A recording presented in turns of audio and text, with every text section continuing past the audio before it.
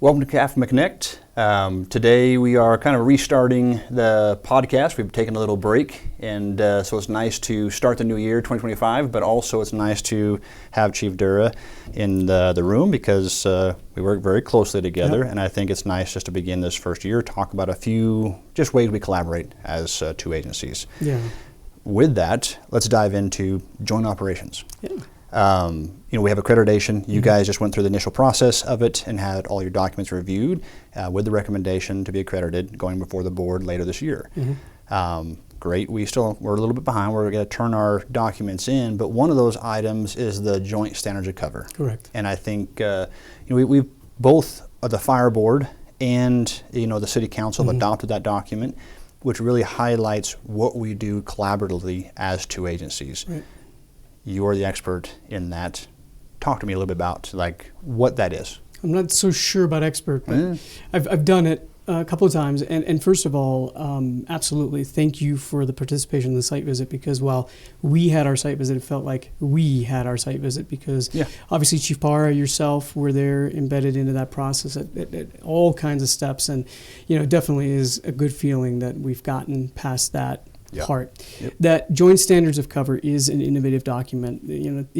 While I don't want to gloat about it, it's really important to people understand it's the first time that two agencies did a joint standards of cover. And the reason why that is so unique is that the standards of cover itself, the response document and the risk assessment, are driven through primarily the governance model.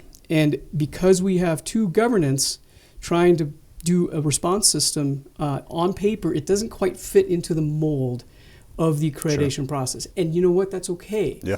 Because the argument that I made long ago, about a year ago, when we first came up with the idea of doing it together, was if we did it just as Prescott, without CAFMA's involvement, we wouldn't be genuine and telling the actual story of the response performance that the citizen receives every day on the street.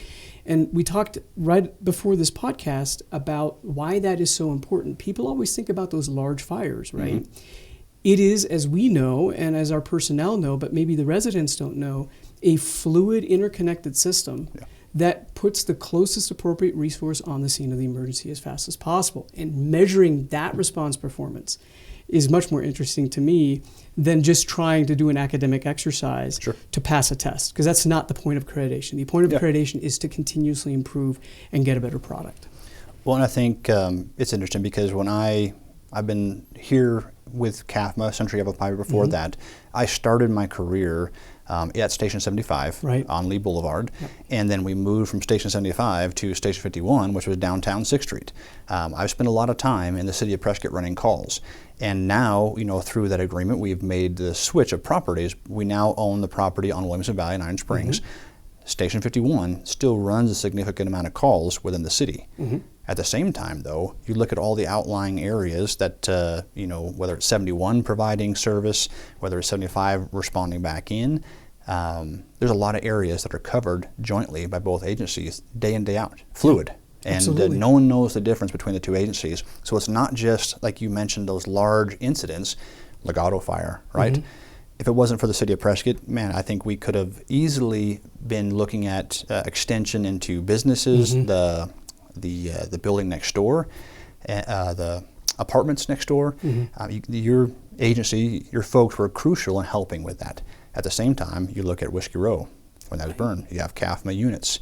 I go back even years ago, we had the Bennett oil fire. That was a significant fire for the area at that time, and we had a lot of units from a lot of both agencies.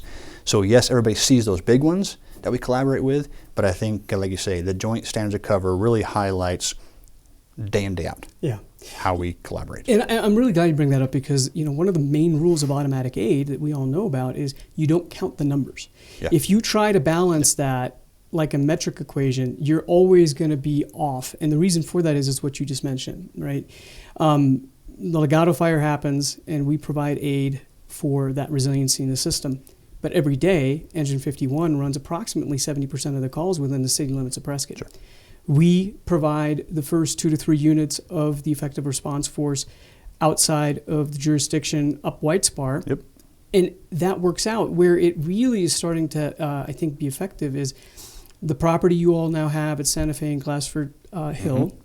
And our efforts to relocate Station 73 and even talk about Station 77 now that 478 is passed is influenced by what you just mentioned, because we're able now to position resources that taxpayers in both jurisdictions get a really fair shake. But again, we're not sitting there counting those numbers. And I think that's very, very important, because the relationship and the outcome is what matters the most, not the number and the check mark on the sheet. Of course, if we had a large imbalance, we would talk about it. That's why we have updated our IAGA just recently.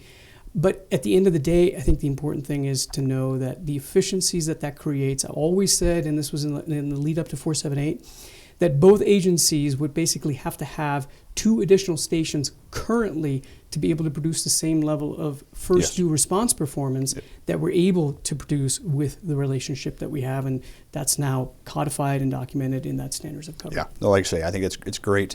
Like I said, what that document is, and I think for the public to understand, this is how we operate. That document is really not that we're agreeing to something. That's the day-to-day. That's showing proof that this is what we do day in and day out. I do want to counsel you before Kathy does the hand tapping. We've already gotten in trouble for that.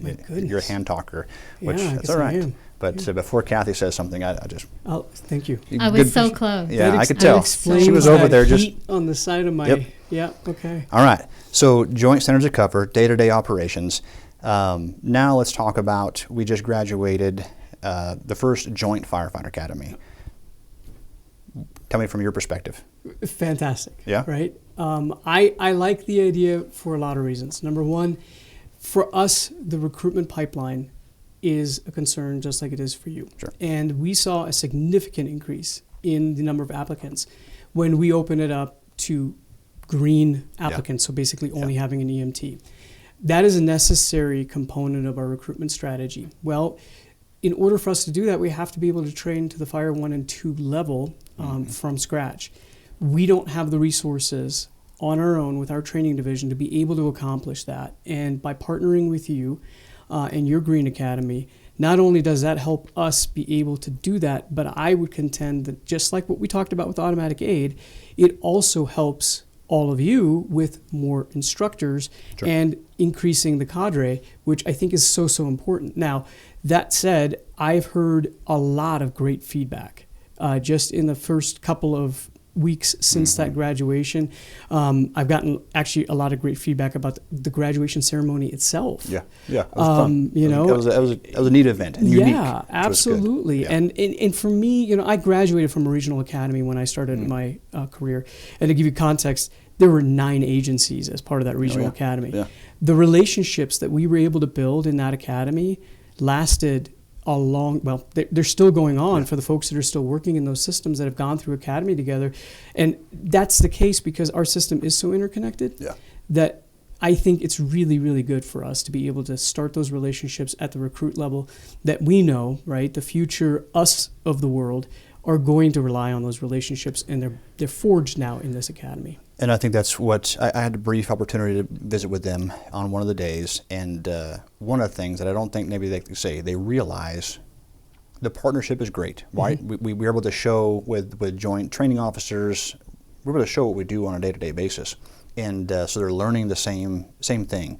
However, the relationship piece of it, and you look at those will be the future leaders of both organizations, and they are then going to have that relationship with, I went through an academy with this individual. I've gone to fires with this individual. And I look now, even with folks in your senior staff, even Ralph taught my EMT, right, from the very beginning. And, between Scott and, a number of folks that are within your organization all the way down, this just solidifies that. So in the future, when they're leaders of their organization, they know each other from the very beginning. And I think that will just strengthen that interconnectivity. So that was a good thing.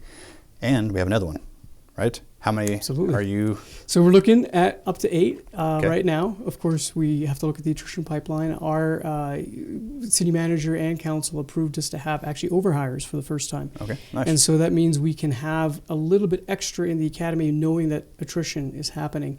But the big news is that 478 passed, and the council in December appropriated 6 new positions for us to begin the staffing of Engine 76. Yep. We can't hire that entire engine company all in one batch, and so we're going to hire that probably in 2 to 3 batches. And this is going to be the first batch this spring for 76. My goal is actually to have 76 open even before that academy graduates, because the overfills and some of the other staffing picture that we have right now actually enables us to potentially do that. Awesome. And so we'll have an engine very similar to Engine 540. Okay. We'll figure out a way to have them in district in 76's area, which is going to, in essence, be around our training center. I don't know if they're going to be at the training center or not. But for us, that's the big hole in the middle of town that we just can't get to. You know, Prescott Lakes, Rosser Drive, all those areas. And so I'm really looking forward to that. That's a big deal for us because we committed to the voters that we would take action immediately, because those problems existed for the last 10 to 15 years. Absolutely. Yeah. And so the faster we can close that gap, the better. And that academy is a big deal for us to be able to do that. Awesome. No, we get to start another joint academy and do another, like say, another joint graduation, which I think is great. 2025, obviously, I think you guys have a lot going on because of the 479 and just the opportunity to take the next steps forward.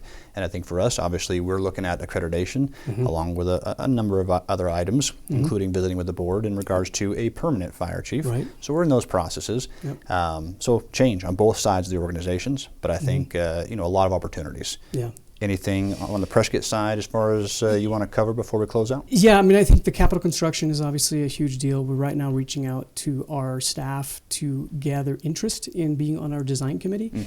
The other component is that our station infrastructure is really, really old, and we need to do health and safety upgrades to all of our stations. So we just did some air monitoring in all of our stations to get a baseline, and then we're hopefully going to be able to upgrade that really, really quickly. Now, with 478, we also have about $2 to $2.5 million per station of the ones that we're not relocating that are going to get health and safety upgrades as a result of that. So I'm really excited about that. Of course, we've got a lot of really big initiatives coming in terms of a new city manager at the city. That's a big deal. Sure. He really has a great vision. One of those for us is work-life balance, which I think hopefully is going to positively impact the fire department. We're behind you all as a comparison on paid time off, and so we're trying to enhance that a little bit. And then the last thing I think that always bears mentioning, because you get the question a lot, when we talk about our joint operations, I always get the question, well, why don't you just merge? Or is this preparing for a merger? Yeah, and that's good. This podcast is not the time to get into the details as to why that is, while possible, not practical, both in the political sense as well in the structural sense. Sure. And it's just to reemphasize, the reason why we did the IGA, I always use this as an example, is the fence makes good neighbors. And the IGA is not just about what we collaborate on, but it also defines where we are not collaborating on, which builds that efficiency, that oversight for each governing body to make sure that we're getting the best deal of the funding structure of us being a sales tax based fire department and you all being based on property tax. And I think that balance really brings something to the table. But I just want to mention to folks that this is not about trying to find a way to merge. For sure. And it threw that peer team for a loop, right? I mean, even the fact that we can trade personnel back and forth to prevent browning out an engine, that doesn't happen anywhere else in the country. And so they were really perplexed. But again, just so everybody knows, this is about building both departments stronger, not to merge, but to make efficiencies. Yes. Well, and I think you look at the two agencies, we don't have to merge to create efficiencies. Exactly. And I think what we're doing is creating those efficiencies, even though the fact that we're two different agencies. And that collaboration comes between relationships. It ties into the trust that we have for one another, that neither one of us are trying to position ourselves over the other. We're legitimately trying to respond to the community according to the mission that we have and to provide the best service across the board. And instead owning each other's liabilities that we talked about, right? I mean, I think a lot of times you say partnership is for my benefit at your expense. Yes. If you have a problem, I have a problem, and the other way around. And you know, we were talking about our response time challenges with the data set. Those are your challenges as well, even though you don't have an ARF program. But we'll be talking now about have that joint further. standards of cover. Perfect example. Exactly. I like it. No, that's great. Thank you, obviously, Chief Durre, for coming here today as we start 2025. And I think just not only as each internal agency continue to move forward, continuing to progress, but as two agencies together, I think it's great just to highlight that partnership. And I think it's important for not only our personnel, but the public to see just that solid relationship. So with that, Kathy, we are under 20 minutes. For those of you that stayed with us this long, thank you. We're going to continue to try to look at how we provide additional podcasts in the future just to share information. But thank you. Have a great week.